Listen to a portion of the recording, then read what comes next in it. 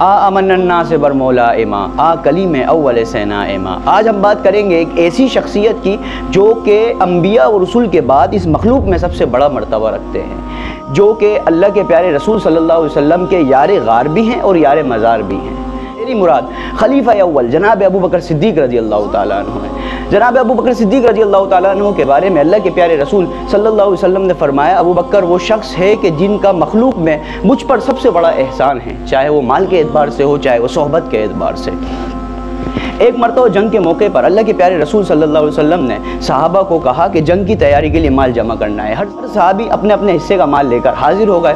آخر میں دیکھا کہ ایک بوڑھے شخص کاندھے پر گٹری لٹکائے ہوئے آ رہے ہیں۔ دیکھا قریب آ کے تو وہ ابو بکر صدیق تھے۔